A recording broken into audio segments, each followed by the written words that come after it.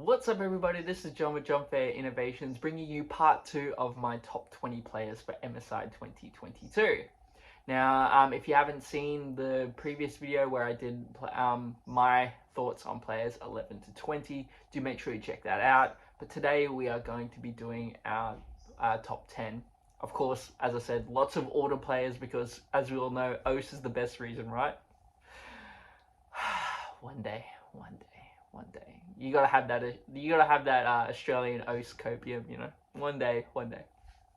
All right. So let's get into it. So number 10, we have of course RNG's Gala. Now Gala is the only ADC I think at this tournament that is worthy to be talked about in the same breath as GumiYusi. I don't think any of the other ADCs, even players that have appeared in this list, I don't think any of them seem to be at the same quality as GumiYusi. I think Gala's probably the only one that could match GumiYusi. That's not to say that, we have the tournament and I'm completely wrong, but from what we've seen of all these players and the level of difficulty that they've had, I just don't feel that, I feel Gala's the only one that's worthy of that. Former MSI champion, plays in the LPL, which is the land of the ADCs. You've got like all the legendary ADCs, past, present, and future. A player of Huang Feng's level, for example, is not even that highly regarded in the LPL as a top ADC. And if he was in a different region, if he was in LEC or LCS or PCS, for example, he'd be considered the best ADC in that region. So this is the level of quality that Gala goes against consistently, and Gala always performs when it matters. It's funny. He is. I do consider him a sort of big match player, and what I mean by that is that it seems like when RNG really need him, when it's the most important games, it seems like that's when Gala steps up. I think of last year at MSI, for example, against Darm1. That's where Gala had his best games. But he had some pretty average games against Pentanet GG, and some pretty average games against in the Rumble stage. But against Darm1, the team that was the biggest threat to RNG winning that tournament, he seemed to really pop off. And poor Ghost, I don't think Ghost is a terrible ADC. I don't even think he's a bad ADC. I think he's quite good, actually. But, Gala kind of smurfed on him a bit. So that's why I have Gala in my top 10, and I do think he is a cut above the other ADCs that are not named GumiYusi. Obviously, for an Eastern ADC, you expect Aphelios to be on that list. Zeri and Jinx. This is the meta at the moment. I think the nerf to Jinx that came through, I believe her base health was reduced. I don't think that's enough to stop people playing Jinx. I don't think that was the aspect of Jinx that was that people were only playing her for. I don't think that that 80 90 health or whatever it was that they've reduced her at the beginning of the game is going to change that. I think Jinx is really strong in the meta, and I don't think that's going to be enough to stop people picking Jinx. Aphelios has been strong for quite some time. We all know the 200 years memes. And Zeri is the strongest ADC in the game right now. I'll be surprised if Gala gets a lot of Zeri games. I think the better teams will just ban it against RNG, or they'll try and pick it for themselves. You may get RNG able to sneak a Zeri game in from time to time if a team has a specific champion that they're trying to get. But I think it's probably ill-advised because to me, Zeri is so broken right now. It's actually crazy how broken she is. And Gala is one of the best Zeri players in the world. So, if you're a team that's watching this, don't let Gala have Zeri. Just don't do it, Alright. Number 9, we have, of course, the first Blood King himself, the meme of the West, Jankos. Now, Jankos, he is someone who has been in the scene for a very, very long time, and it's great to see legacy players continue to perform. I remember last year I was really happy to see Deft be really, really good, because, you know, these players have been excellent for so long, and it's just amazing to see them continue. And Jankos, he continues. Every year I hear everyone say, "Oh, this is the year where Jankos is gonna get, you know, out jungled by this person or that person." Like the newest flavor of the LEC, right? Like in the jungle. This year it was Malrung. Last year it was Inspired. You know, it's or if it was, you know, there's always someone that's apparently going to replace Jankos as the best jungler, but he continues to be amazing, and it's so great to see. And he is a funny character as well. Like he spices up every tournament, so it is great to see Jankos there. And I do think this meta does suit Jankos and G2. I think the champions, it's not a jungle carry meta, which I think is something that Jankos really struggled with, and is why he got so famously blown up by Canyon, is because he couldn't keep up in that sense. This meta, though, is a lot more about ganking and facilitating, especially mid lane. So something that Jankos and, of course, G2 does better than most, actually, to be fair. So I do expect G2 to have some really, really strong performances, and I think anything less of a semi-final berth for G2 is considered a failure, because I think the meta does suit G2 to an extent, and I think their players are too good to be losing to, like, say, PSG and EG consistently. Having said that, you know, you never know, and, you know, it could happen, but I don't personally believe that will happen. But I wouldn't be shocked, as I said in the previous video, I wouldn't be shocked if that happens. But Jankos, I think, is key for G2's success. It seems like when G2 does well, Jankos is playing really well, and when G2 plays badly, Jankos is being out-jungled. As great as Caps is, I do think a lot of what Caps gets to do and gets to perform and gets to play is because of how Jankos facilitates him. Jankos and G2 use a lot of their resources to make sure Caps gets to be that perfect carry. But make no mistake about it, if Jankos is falling behind, G2 is struggling. If Jankos is going even, G2 has a chance, and if Jankos is winning, then, you know, you would expect G2 to win. The champions I expect to see are things like Jarvan, things like Xin, things like Volley, Viego, like these sort of champions that can gank around about level 3, level 4, and I would be very surprised if Jankos doesn't gank level 3, level 4 every game mid lane. Like, so if you're a team that's playing against G2, you would expect that, especially for teams like RNG and T1, because I think that's where G2 will see how they're going to win those games, is by unlocking Caps. Number 8 is something that I think is going to cause a lot of contention with a lot of people, and who I have here is Bin. Now, a lot of people think that Broken Blade's the best top laner. Most people consensus, though, would be that Zeus is the top laner.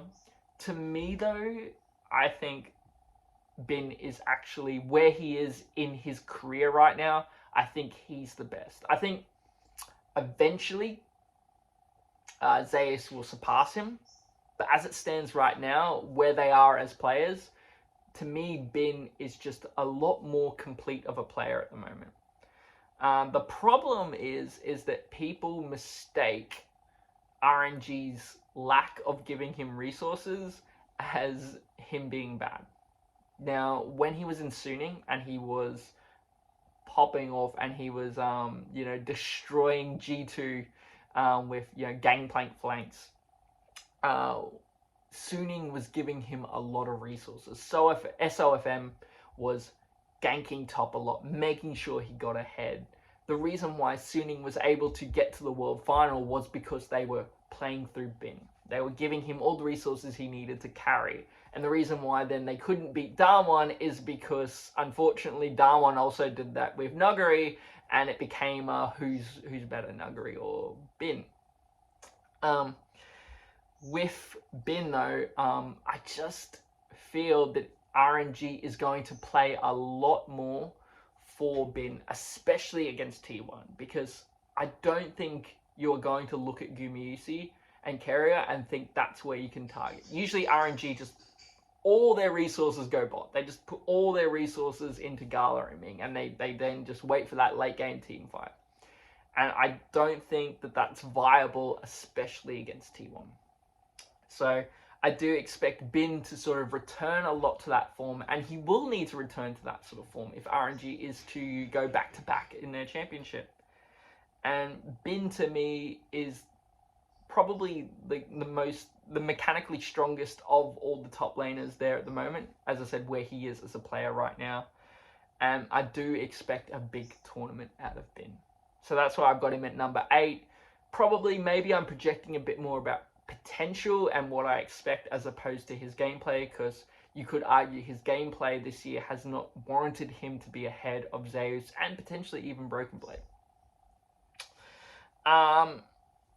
I expect him to get things like Jax, things like GP, gameplay, and I do expect Nara as well, because that's just something that is very safe that a lot of teams pick. At number 7, we go back-to-back RNG players. We have, of course, Ming. Now, Ming is someone who, again, I think is the only support that is worthy to be talked about the same as T1's. Ming is another legacy player. He has won that MSI before. Ming and Gala, of course, have that great synergy. They've been playing together for quite some time. My concern with Ming is that it seems like he's lost a little bit of his ability to play Enchanter's bot. Now, that was something that was really strong about Ming, is that he could play things like Bard, for example, and I haven't seen much of that lately. And if RNG is to be successful, I do expect that. But certainly he has relied heavily on these hard engaged supports. And Ming and Gala, I think if you told me that T1's bot lane is not the strongest at the tournament, and I had to pick another one as to who would be the strongest, it would be Ming and Gala. Because I think when you're talking about Ming and Gala, they are a cut above of all the other bot lanes at this tournament that aren't T1's. Yeah. So certainly, I do expect Ming to have a really strong performance as well. I do think the supports that are being sent here, I don't expect them to be able to contend with Ming. And so I do expect Ming to have some really cool games, and it actually could give him a chance to get some confidence back on the Enchanter supports. But as it stands, probably expect to see a lot of Nautilus, a lot of Leona, a lot of Tahm Kench, a lot of Alistar, these sort of really hard engaged champion tanks. Number 6, we have, of course, the best player that Europe and the West has ever produced, which is, of course, Caps. Now, Caps has returned to form. He had an exceptional playoff run. He was by far the best player in the LEC throughout that run. And anytime Caps is at a tournament, you expect him to perform well. He is someone who has a lot of expression in the way he plays. He seems to have a lot of these sort of really, really pop-off plays, and he is very, very exciting to watch. My concern, though, is that, again, he played against, like, people talk about, like, how he dominated Rogue, and, oh my god, it was amazing how he dominated Rogue, and he dominated Humanoid. I really question Humanoid and especially Larsen's champion pool, because it seemed like Caps could just play whatever he want, because especially Larsen, it feels like Larsen had like one champion in this meta he could pick, and it just, it just felt like that G2 could literally do whatever they want in champion select. And my problem is that against some of these teams, I don't think Caps gets to do that. I don't even think Caps gets to do that against Bay or Yaharong, for example. And I thoroughly believe that Caps is easily a tier or two above those players. Like, there is a significant difference between those players. But even still, I see their champion pools as much stronger than I see, say, Larsen's, for example. Having said that, I would be very surprised if Caps didn't clap those players, because Caps is an exceptionally better player, or is expected to be an exceptionally better player than them. So if he isn't having performances against those level players, that is a massive concern for G2, because G2 does rely very heavily on Caps. It does feel like at times with G2 they have resorted back to this, it's either Caps or bust, and that was what happened in 2020. It was Caps or bust, and then you had like series where he's popping off and he's against Gen G, and he's doing the Silas Liliona ult, and the LEC is loving it, and it's the best thing that's ever happened ever, and he's the greatest player of all time, sort of thing. And then he has the game against Damwon, and Showmaker just smurfs on him, and and that's the duality of Caps, is that some days he can look like the best player in the world, and other days he can look like one of the worst.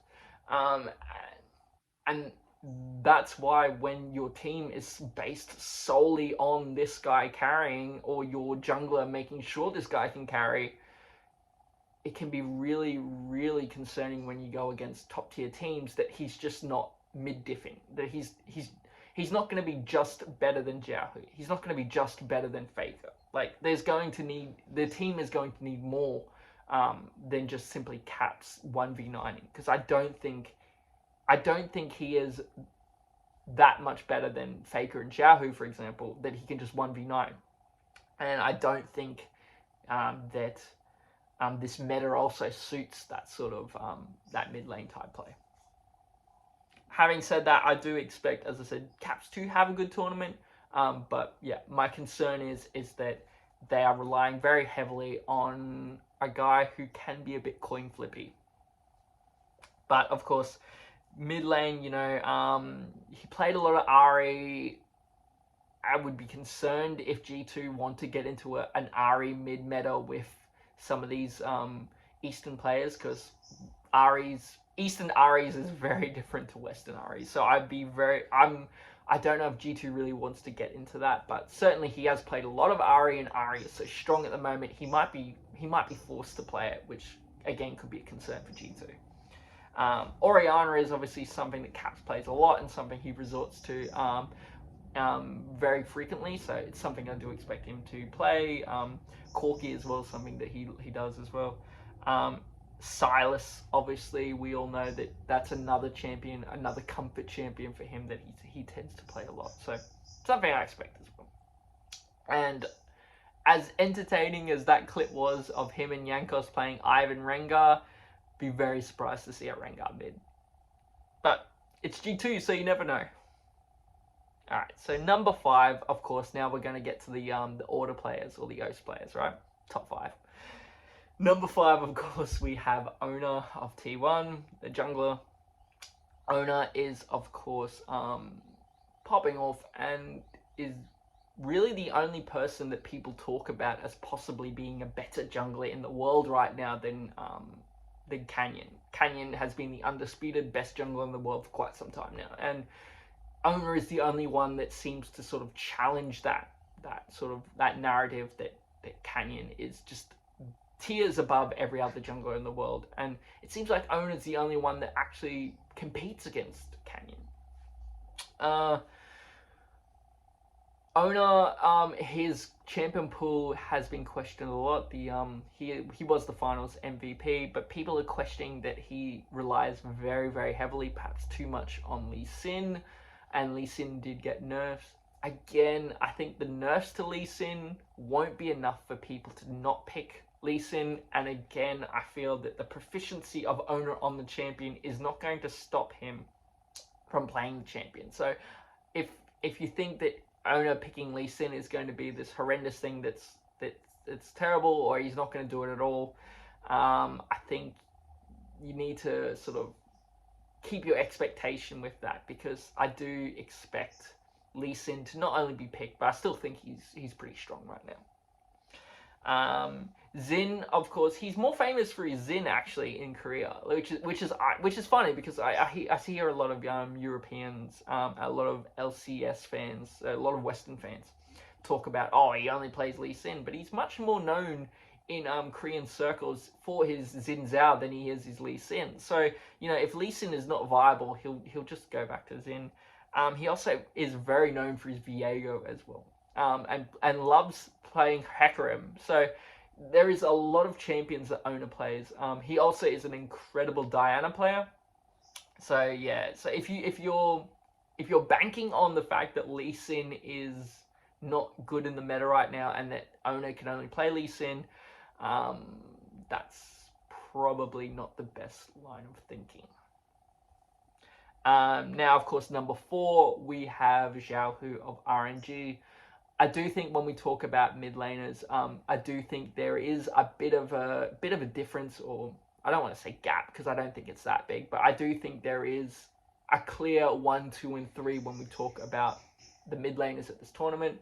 I do think Caps is clearly 3rd. I do think Xiaohu is clearly 2nd. I do think there is a difference in level of gameplay that we've seen between Xiaohu and Caps. And the reason why I say that is because because Xiaohu has been popping off like crazy in the LPL, and he's been doing that against Rookie, and he's been doing that against Angel, and he's been doing that against all these insane players like Doingby, like you name the mid laner. I think I would argue that LPL probably has the strongest mid lane depth in the world right now. You might say that LCK's mid laner top heavy are stronger, but certainly as a depth of a region, I think mid lane in the LPL is a lot stronger.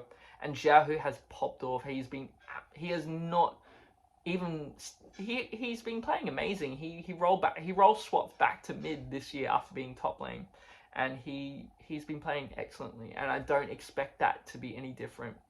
And so the level of difficulty for me with Xiaohu has been a lot harder than it was for Caps, and I think the gameplay level I don't think has actually been it doesn't seem worse. In fact, I'd argue that Xiaohu's gameplay looks a lot better than Caps. I think Caps sometimes gets advantages from LEC mid laners who, if it was a solo queue game, might get reported. I'll say it like that. I've seen people get reported for less in solo queue games than what some of these mid laners do when they're playing against Caps. But certainly, that's not to say Caps isn't getting those advantages because he's playing better than them or playing amazingly, but I don't think Xiaohu gets those freebies the same way as Caps does. And so for Xiaohu to have these amazing performances, equal if not better to Caps, in a region where the level of difficulty of gameplay, of region strength, of position strength is a lot harder, it's very hard for me to sort of try and justify Caps being ahead of Xiaohu. And I think Xiaohu deserves that rank of being the 2nd best mid laner at this tournament. Xiaohu obviously plays a lot of Corki, plays a lot of Vex. Orianna, he didn't play much of that this year, if I recall. I don't actually think he played any of it this year, but Orianna is something that he absolutely loves. He even plays at top lane, so I do expect if Orianna is viable, which I do think she is, probably expect a game or 2 of Orianna. Number 3, we have, of course, the unkillable Demon King himself, Faker.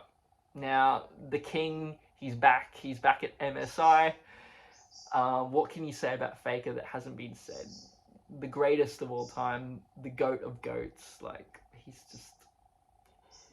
I could probably spend 6 hours right now talking about how great Faker is and how much I love Faker and how much Faker is the epitome of what League of Legends is.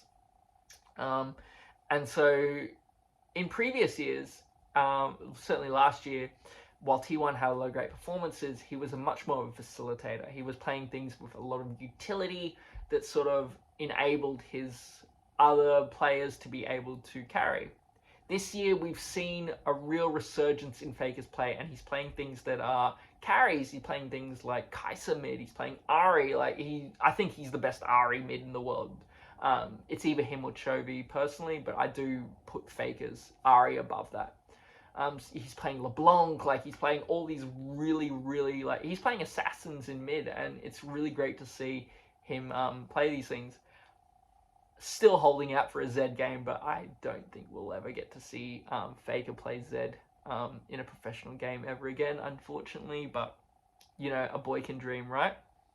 So you know, Faker, he's also just he continues to just play at such a high level. When you see all these players, they have ups and downs. They have their highs, and then they sort of go off into the sunset, and they retire, or they maybe not as good as they used to be.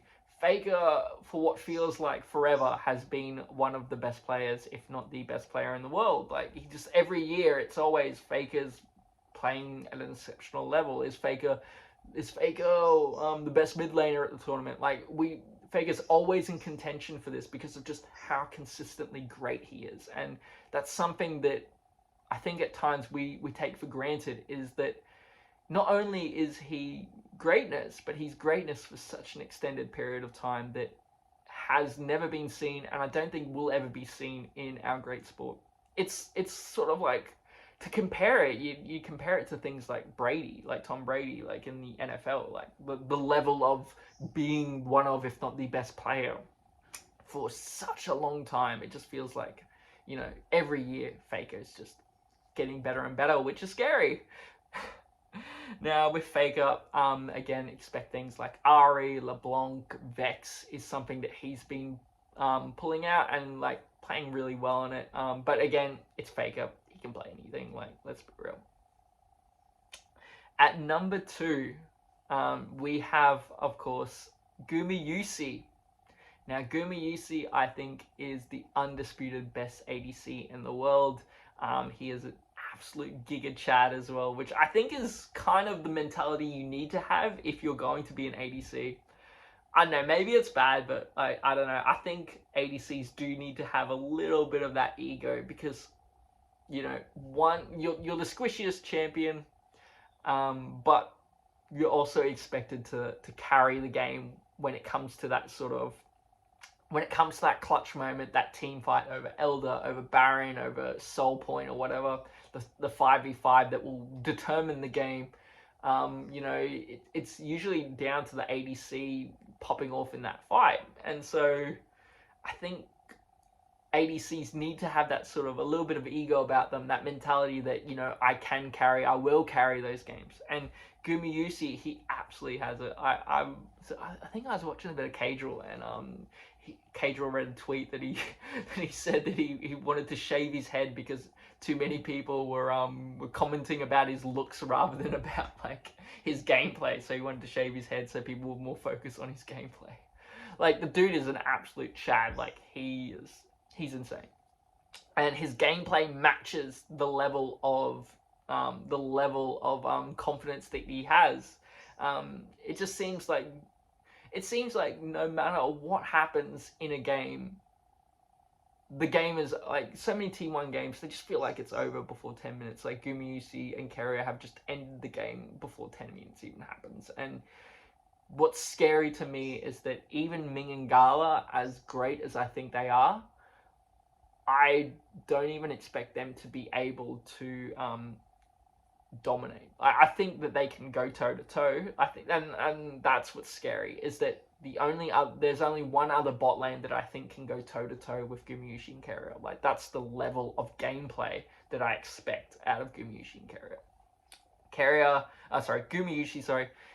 GumiYusi, he is the best ADC in the world. I don't think anyone can make that argument. I don't think there is an ADC that comes close, if I'm being honest. Like, at this tournament as well, especially at this tournament, I think Gala, as I said, is the only person that you can ever have a legitimate conversation in the same breath as GumiYusi, because I don't think any of the other ADCs deserve to be talked about in the same level as GumiYusi.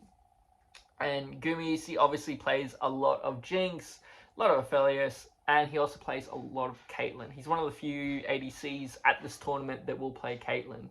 And I think that's something that's very underrated in this meta, is just how many plates you can get on Caitlyn early on. So, you know, he just seems to get 5-10 plates every game I see him play Caitlyn. And, you know, that the time period where Caitlyn's not strong, trying to get all her crit items, it just doesn't seem like GumiYusi has that moment, because he gets so many plates so early on that he seems like he's ready to team fight when the second dragon is up. So very, very scary Caitlyn for sure. Something as well I've heard is that he doesn't play Zeri. I've seen some people mention this, or that like he's not a good Zeri. This is insane to me, because let me tell you right now, GumiYusi is... I think GumiYusi is actually the best Zeri in the world. I've seen his solo queue. Like, the times where he actually plays Zeri, he is phenomenal. It seems like he's always getting triple, quadra, pentakills every time on that champion. The problem is that people are basing it on the fact that he didn't play it much in the LCK. But what you've got to understand is that in the LCK, they just banned it against him every time. They would not let him play it. In the 2 games he did get to play it, he ended up with a KDA of 22. So that's just a little bit of a taste of what his Zeri is. And again, if you're playing against T1, just don't let him have Zeri. Just don't let him have Zeri. At number 1, the person who I think not only is the number 1 on this list, but the player that I think is the best player in the world, full stop. And that's Carrier. The generational genius, as they like to call him. He is, to me, the best player in the world. As great as GumiYusi is, the reason why I have him at number 2 is because GumiYusi, I think his play is elevated by Carrier. But I don't think GumiYusi elevates Carrier's play, if that makes sense. Because I think those 2 are the 2 best players in the world. And so when I was trying to think of who was better than the other one, I was trying to think, well, who impacts the other one more? And I feel that Carrier impacts GumiYusi more than GumiYusi impacts Carrier. And we're talking very, very small margins here. But to me, I think Carrier, he seems to be able to play anything and everything in the bot lane. He's also seems to be very a tactical genius. Like he makes a lot of the shot calls for T1. So a lot of these things, like the backdoor that they had against Darm1, I believe it was Darm1 earlier in the season, where they had that backdoor and they won the game. Things like that was Carrier. Carrier made the decision. So not only is he top tier playing, not only is he got a champion Ocean, but he's also making a lot of these calls where people talk about T1's macro as being exceptional. A lot of that comes from Carrier. So he, to me, is not only the best player on the team, but I think he's the best player in the world. People sometimes perhaps don't give him the credit he deserves purely because he plays support. And I think sometimes if he was a mid, no one, like, because I can feel people will question this, and if you do disagree, that's perfectly fine. But I think sometimes we look at supports differently than we do other positions. Because I think if Carrier was this dominant in his role in mid lane, no one would dispute that he was the best player in the world. If he was ADC, if he was top lane, if he was jungle, and he was like this, no one would dispute it. The only reason why there is any discussion about him being best player in the world or not is purely because he plays support. But I truly, truly believe that Carrier is undisputed best player in the world to me. I really want him to play Echo support. I know he won't ever do it because I don't think T1 will ever let him. Maybe T1 gets to have a happy game this tournament and we get to see Echo support, but yeah, I doubt it. But you know, probably expect to see Nautilus. His Nautilus is insane. His Thresh is insane, and pairs perfectly with the champions that GumiYusi plays. Things like Aphelios, things like Jinx, and also he is an exceptional Zilean player, and I think Zilean is one of his pocket picks that people forget. And Zilean actually in support is actually pretty broken. Like once you hit level 6 and you have the access to the ult, you know, it feels like the other team's bot lane can't really engage on you anymore because you have that free guardian angel, like the revive on his ult. So it is something I do expect him to play as well. And again, pairs perfectly with things like Zeri, things like pairs perfectly with Jhin, which, you know, is something that, you know, if a team tries to target ban GumiYusi, so they just send all their bans against GumiYusi, you might see him play things like a Jhin, for example. So again, I do expect a Zilean game out of carry up. There you have it. There's my top 10 of MSI. Let me know what you think. Obviously, these are my own personal thoughts, and you're more than welcome to disagree. But let me know in the comments below. Like, do you think I got it right? Do you think I got it wrong? Do you think, you know, Cap should be number one? Faker should be number one? Do you think, you know, did I not put the boys from Order in? You know, was that incorrect? I think it was incorrect. But anyway, that's again Copium. But always stay safe, be kind to one another, and I'll see you next time.